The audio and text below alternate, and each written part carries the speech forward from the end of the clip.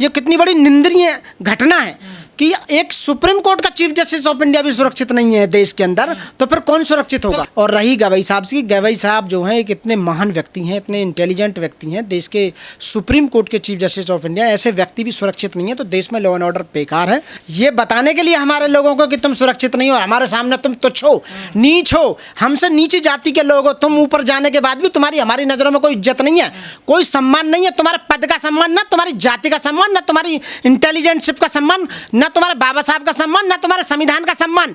जो हमें सब कुछ हम ही हमें, एससी, एसटी, मुस्लिम, माइनॉरिटीज सारे गवई साहब के साथ खड़े हुए हैं। कानून का उल्लंघन करना चाहते हैं, संविधान का उल्लंघन करना चाहते हैं और ये दिखाना चाहते हैं कि हम सर्वोपरि हैं।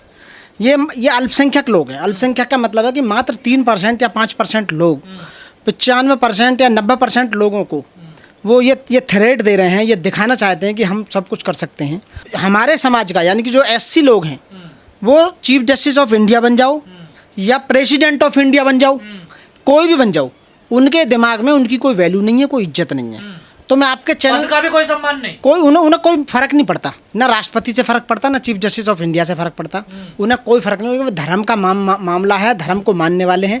उनके दिमाग में एक पागलपन की जो हद होती है वो एक हद है। केवल ये वो लोग हैं जो अपने आप को सर्वोच्च बनाए रखना चाहते हैं।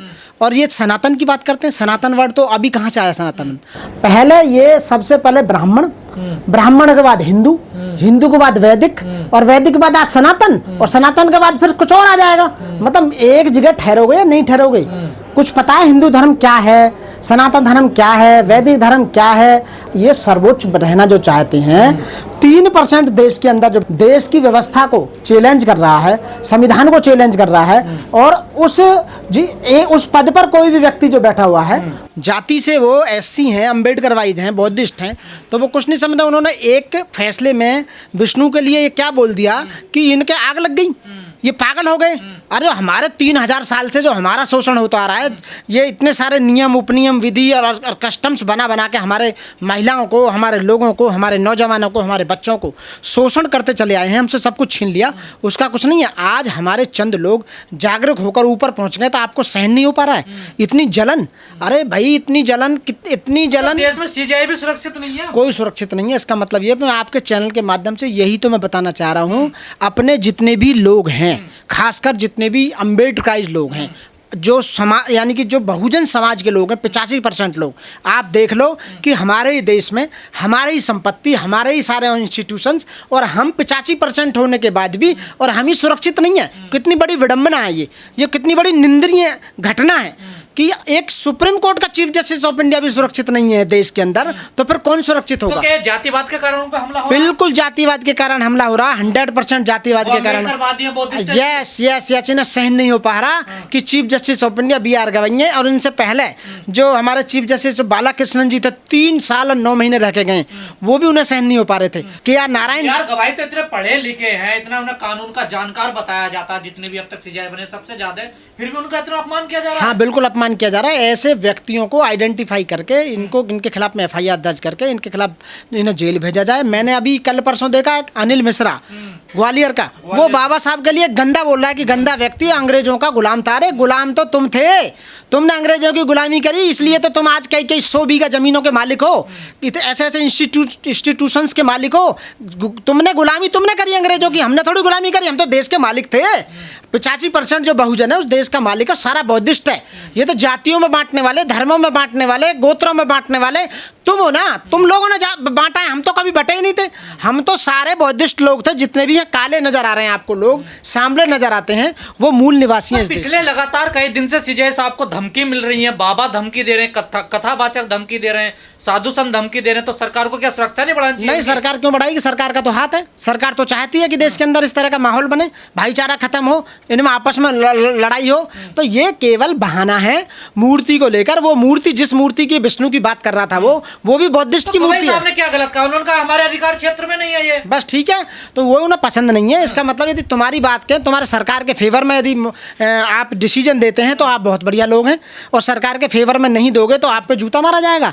इसका मतलब है ये प्लानिंग प्री प्लान करके कई दिन से प्री प्लान किया गया होगा। उस वकील जो मूर्ख व्यक्ति मतलब है, जो लोग कहते हैं जातिवाद खत्म हो गया देश से, भेदभाव, छुआछूत, अब आरक्षण खत्म कर देना चाहिए, सब बराबर हो गया, अब कहाँ है वो लोग बताइए? आरक्षण तो खत्म इसलिए नहीं होगा क्योंकि यदि आरक्षण खत्म हुआ तो फिर देश का बंटवारा होगा। जातिवाद खत्म कर दो, ये जितने टाइटल लग रखे हैं वो टाइटल खत्म कर दो अपने नाम के पीछे, जिनसे आइडेंटिफाई हो जाते हो आप लोग, तो रिजर्वेशन खत्म हो जाएगा। और रही गवई साहब की, गवई साहब जो हैं एक इतने महान व्यक्ति हैं, इतने इंटेलिजेंट व्यक्ति हैं, देश के सुप्रीम कोर्ट के चीफ जस्टिस ऑफ इंडिया। ऐसे व्यक्ति भी सुरक्षित नहीं है तो देश में लॉ एंड ऑर्डर बेकार है।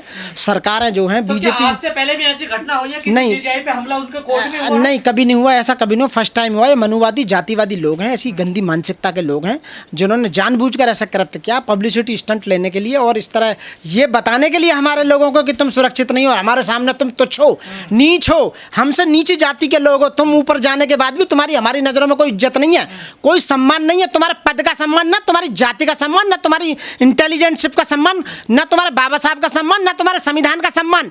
जो हमें सब कुछ हम ही हमें। आपको भी लगता है कि जो गवई साहब हैं सीजेआई, उन्होंने सनातन का अपमान किया है? नहीं, कोई अपमान नहीं करा, ये सब बकवास है। उन्होंने उसे ये जानबूझ के टारगेट किया जा रहा है क्योंकि वो अगले महीने वैसे रिटायर्ड हो रहे हैं, नवंबर में रिटायरमेंट है उनका, जानबूझ के उन्होंने परेशान किया जा रहा है। सरकार के फेवर में उन्होंने कोई नहीं दिया।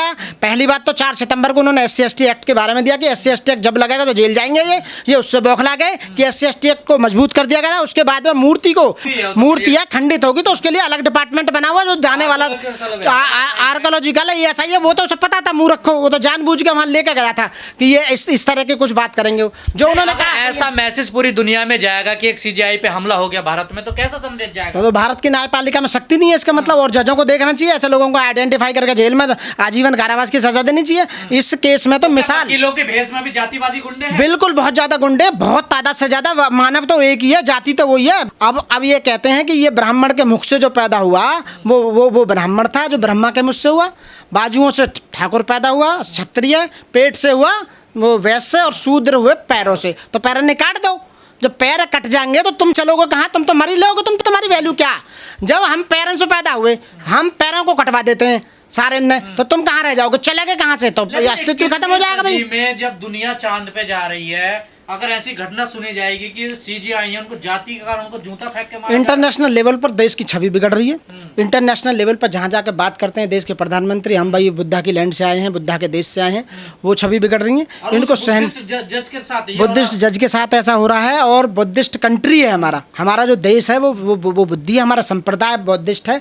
हम जो जिस संप्रदाय के लोग हैं, यहाँ के जो असली मूल निवासी हैं, जो देश के मालिक हैं, जिन लोगों को इन्होंने जातियों में और धर्मों में बांटा, वो इस देश के मालिक हैं। और ये चंद लोग बेईमानी कर नहीं, तो सीजेआई को तो उसे जेल भेजना चाहिए ऐसे लोगों की। उसको तो इतनी संगीन के संगीन सजा देनी चाहिए कि वो उसकी पुश्तें भी जो याद रखें, हाँ भाई कानून भी कोई चीज है। पर देश में तो बिल्डोजर चल जाता है, क्या इस वकील पे चलेगा बिल्डोजर? बिल्कुल होगा, सब कुछ होगा, चिंता नहीं कीजिए, इंतजार करो 2-4 दिन का, हो जाएगा, सब कुछ होगा। अम्बेडकरवादी जो लोग हैं, क्या सीजेआई साहब के साथ खड़ा हो जाना? बिल्कुल, पूरा देश खड़ा हुआ। वो यही तो समस्या है कि देश पूरा खड़ा है उनके साथ। पूरे 85% पूरा बहुजन समाज, जिस बहुजन समाज में पूरा OBC, SC, ST, मुस्लिम, माइनॉरिटीज सारे गवई साहब के साथ खड़े हुए हैं। इवन यहाँ तक कि मैं औरों की बात बता दूं, बनिया, पंडित और ब्राह्मण, उसमें से भी कुछ जो पढ़े लिखे व्यक्ति हैं, जो बाबा साहब को मानते हैं, जो वास्तव में असली पंडित और असली ब्राह्मण है, जो ज्ञानी है, वो जानता है कि बाबा साहब का योगदान भारत में क्या था।